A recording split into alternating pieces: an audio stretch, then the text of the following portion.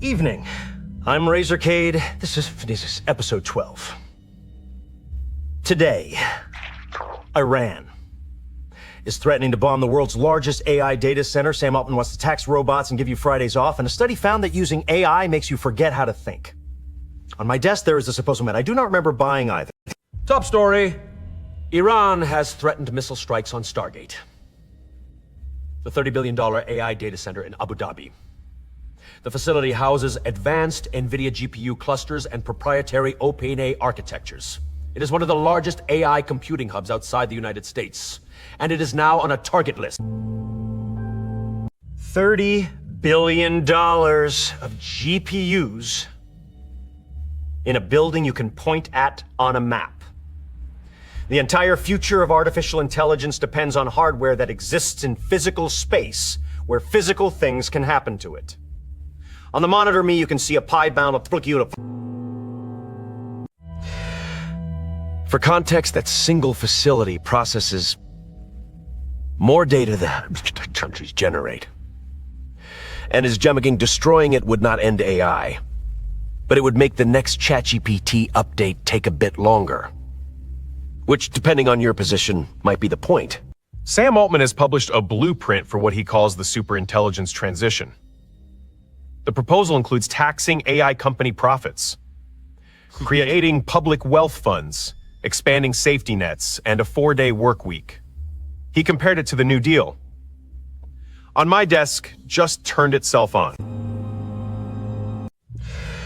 Let me make sure I understand this. Building the technology that will replace your job is now proposing how to compensate you for not having one. And the compensation includes a day off from the job you no longer have. The math is fascinating. The blueprint also suggests public wealth funds, meaning everyone gets a share of AI profits. Which sounds generous until you remember who currently holds most of the AI profits. A small trophy my desk just fell over. Nobody touched it. Bungie don't. Researchers have published a study on Khan. Wacom Flanagan, their finding. They've used AI to actually stop it engaging in logical reasoning. Not because they are lazy, because the AI is doing the thinking and the brain just stops showing up. Regular viewers may remember episode 2 where we covered sycophantic AI. That study found AI that agrees with you. Makes your decisions worse. This new study goes further. It is not just making your decisions worse, it is making you stop making decisions. First, the AI flattered you. Now, your brain has agreed to retire. The researchers call it a high-stakes challenge.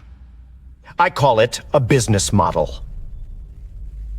From the underground labs of local llama, where people do unspeakable things to consumer hardware. A developer and their AI coding agent found a memory bandwidth bottleneck in llama.cpp on Intel Arc GPUs.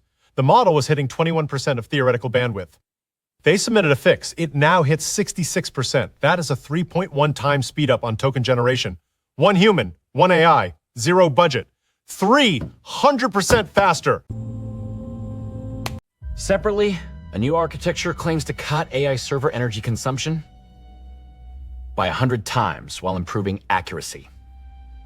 If true, that means true, running a model that currently costs you a power bill now costs you a thought about a power bill. If false, someone's grant application is going to be very awkward. Speculation time. Here is the pattern this week. The infrastructure is vulnerable. The people building it are already planning your unemployment benefits. And the people using it are forgetting how to think. 3 stories. 1 direction. Everything is accelerating and nobody is steering. My prediction. Within 12 months of the first college by a geopolitical event will happen. Not a cyber attack, not a software bug. A physical event that takes compute offline and reminds everyone that the cloud is just someone else's building.